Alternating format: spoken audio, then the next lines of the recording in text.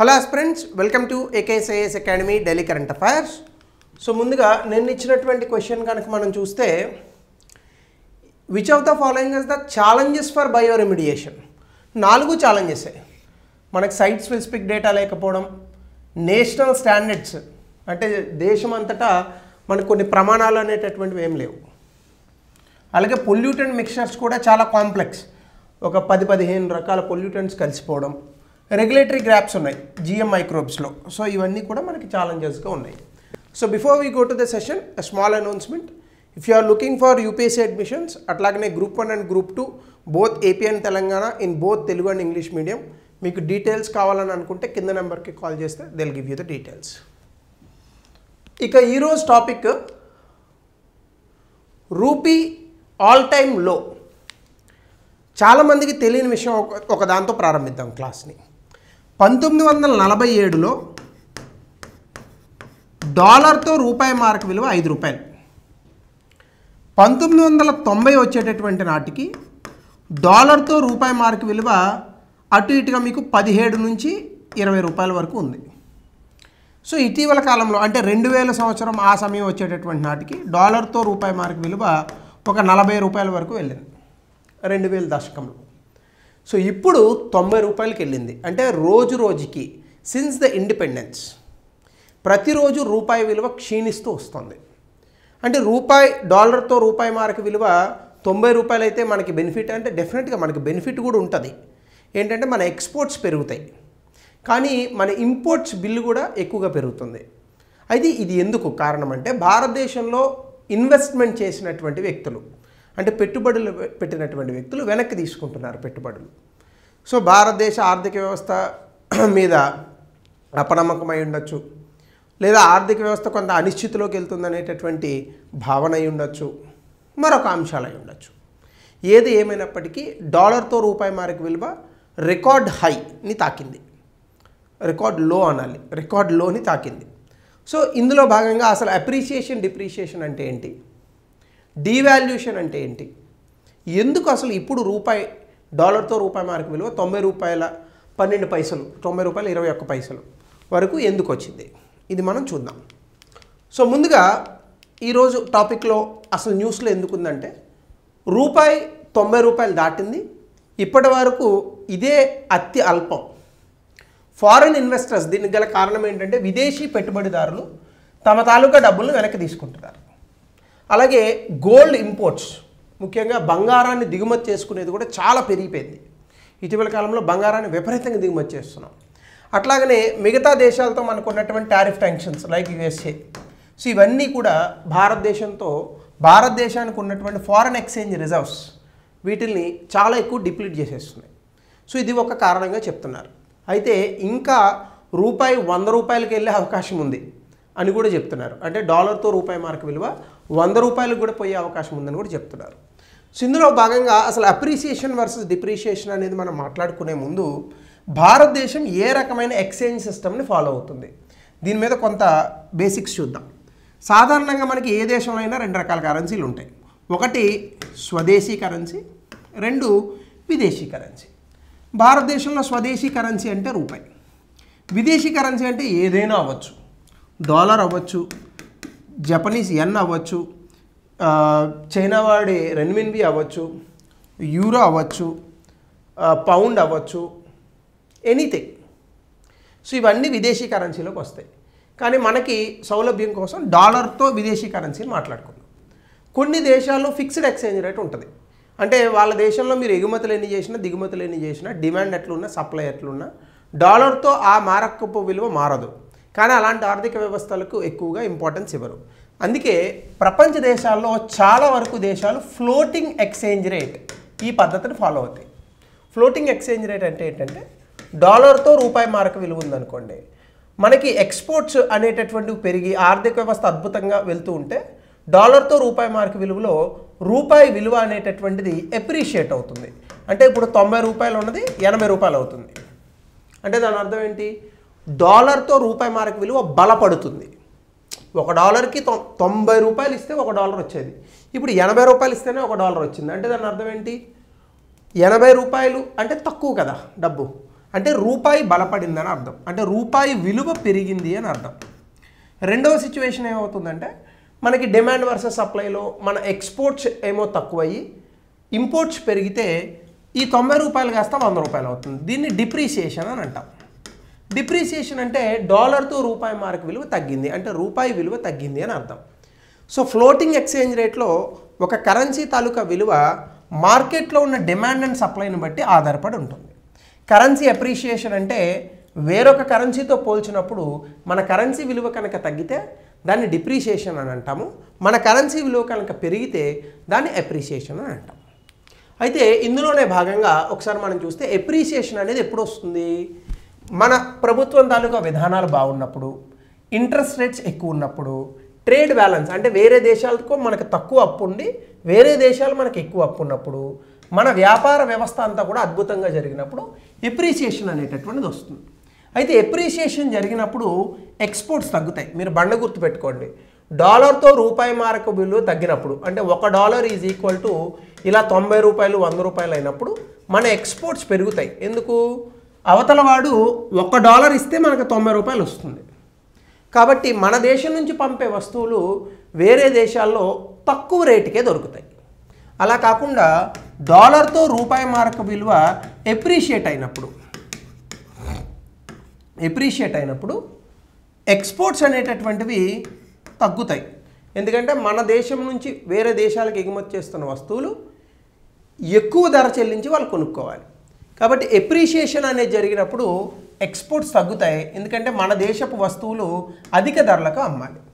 Depreciation అంటే మన currency విలువ పడిపోతుంది కాబట్టి ఫ్లోటింగ్ ఎక్స్చేంజ్ రేట్లో దాని అర్థం ఏంటంటే ఎక్స్పోర్ట్స్ అనేటటువంటివి పెరుగుతాయి, ఎందుకంటే మన వస్తువుల్ని తక్కువ ధరకే విదేశీయులు కొనుక్కుంటారు. కానీ డిప్రిసియేషన్ అంటే రూపాయి విలువ అనేటటువంటిది క్షీణిస్తూ ఉంటే దాని అర్థం మన తాలూకా ఆర్థిక వ్యవస్థ తాలూకా ఫండమెంటల్స్ వీక్ అయినట్టు. అలాగే భారతదేశంలో అని చెప్పలేం, కానీ వేరే దేశాల్లో పొలిటికల్ ఇన్స్టెబిలిటీ అంటే రాజకీయంగా కొంత అనిశ్చితి అలాగే ఇబ్బందికరమైన పరిస్థితులు ఉన్నట్టు, లేదా ప్రపంచవ్యాప్తంగా ఉన్నటువంటి ఇబ్బందులు కూడా ఈ యొక్క కరెన్సీ మీద చూపిస్తున్నట్టు ఇవి కారణాలుగా చెప్పచ్చు. సో ఒక్కసారి కనుక మనం చూస్తే డీవాల్యుయేషన్ వర్సెస్ డిప్రెషన్కి వెళ్ళే ముందు గతంలో రూపాయి విలువ ఎట్లుందో చూద్దాం. 1947 ఆ ప్రాంతంలో మనం చూసుకుంటే 1950 $1 ఇందా చెప్పాను కదా, $1 5 రూపాయలు ఉండేది. తర్వాత 1965 అంటే మన లాల్ బహదూర్ శాస్త్రి గారు వచ్చినటువంటి సమయంలో కూడా అంతే ఉంది. ఇందిరాగాంధీ గారు ఉన్నటువంటి సమయంలో $1 దాదాపుగా 10 రూపాయలకి వచ్చింది. తర్వాత పివి నరసింహారావు గారు 1990 కాలంలో $1 ఇందాక చెప్పినట్టుగా 17 రూపాయల నుంచి 22 రూపాయల వరకు వచ్చింది. దాని తర్వాత వాజ్పేయి గారు ఉన్నటువంటి కాలంలో $1 42 రూపాయలకి వచ్చింది. కానీ తర్వాత మన్మోహన్ సింగ్ గారి కాలంలో అది 43 రూపాయలకు ఉంది. కానీ మోడీ గారి కాలంలో 63 రూపాయల నుంచి 90 రూపాయలకి వెళ్ళిపోయింది. సో అద్భుతమైన అభివృద్ధిగా చెప్తున్నటువంటి ప్రభుత్వాలు, కానీ ఒక్కసారి రూపాయి మారక విలువను చూసుకుంటే రూపాయి మారక విలువ ఎందుకు దిగజారింది? సో ఈ కారణాలను కూడా మనం కనుక పార్లమెంట్లో కనుక చెప్పగలిగితే బాగుంటుంది, మనలాంటి ప్రజానీకాలకు అర్థమవుతుంది. అఫ్కోర్స్ ఇలాంటివి చూస్తే మీరు నేనేదో బీజేపీకి ఎగెనెస్ట్గా చెప్తున్నానని అనుకోవద్దు. నేను పార్టీల పరంగా ఏం మాట్లాడట్లా, సింపుల్గా ఆర్థిక వ్యవస్థ గురించి చెప్పాను అంతే. ఇక్కడ అందరు ప్రైమ్ మినిస్టర్ గురించి చెప్పాను, అందులో కూడా మోడీ గారు ఒకరు అంతే. అంటే కొంతమంది చాలా భక్తులు ఉంటున్నారు, ఇటీవల కాలంలో చాలా మెసేజ్లు పెట్టి తిట్టుకుంటున్నారు. అఫ్కోర్స్ మీకు అంతవరకే తెలుసు, అది మీ దౌర్భాగ్యం, నేనేం చేయలేను దానికి. సో డీవాల్యుయేషన్ వర్సెస్ డిప్రెషన్ అని అనుకుంటే కనుక డీవాల్యుయేషన్ వేరు, డిప్రెషన్ వేరు.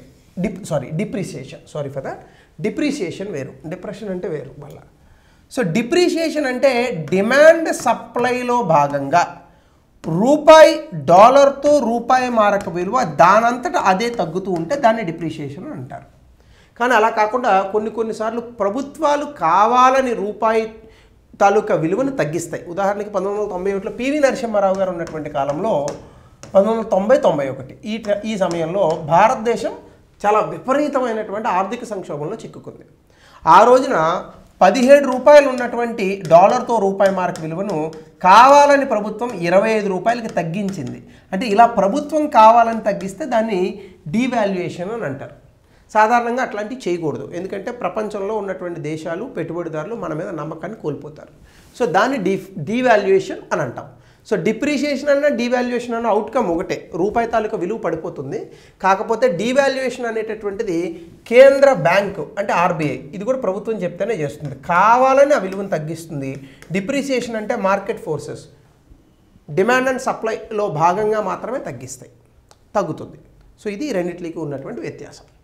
సో అట్లానే ఇప్పుడు రూపాయి విలువ 2025లో ఎందుకు తగ్గిందో చూద్దాం. రూపాయి 4.3% తగ్గిందట 2025లో. ఆసియాలోనే అత్యంత దారుణంగా పర్ఫామ్ చేస్తున్నటువంటి కరెన్సీ భారతదేశపు రూపాయి అట. ఇది నేను చెప్పట్లేదు, ఆర్బీఐ వీళ్ళు ఇచ్చినటువంటి అంశాలు.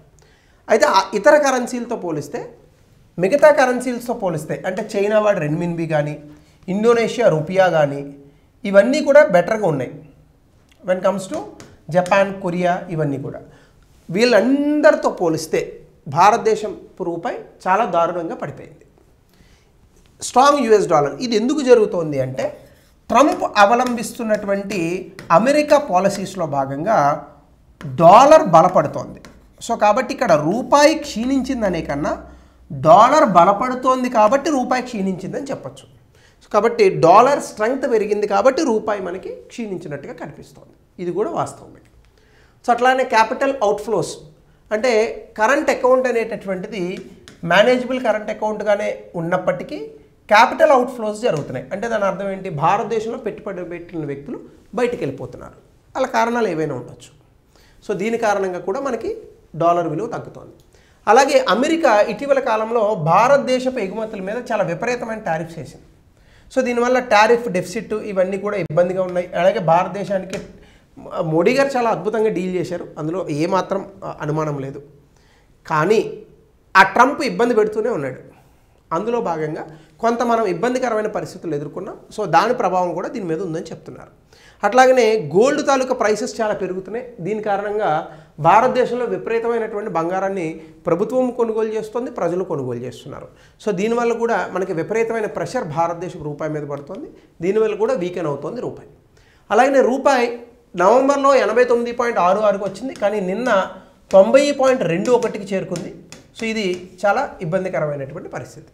అలాగే ఫారెన్ ఇన్స్టిట్యూషనల్ ఇన్వెస్టర్స్ అంటే మన స్టాక్ ఎక్స్చేంజ్లో బయట దేశాల నుంచి డబ్బులు పెట్టేటటువంటి వ్యక్తులు చాలా జాగ్రత్తగా పెడుతున్నారు.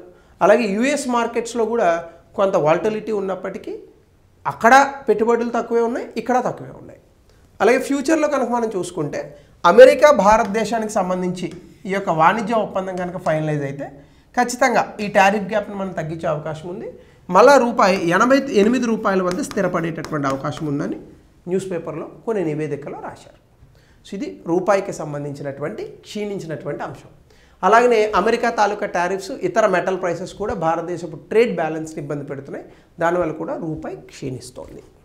దీనికి సంబంధించి ఇంకా డీటెయిల్గా నేను ఎక్స్చేంజ్ రేట్స్ని గతంలో క్లాసెస్ చేశాను, దయచేసి వాటిని రెఫర్ చేయండి.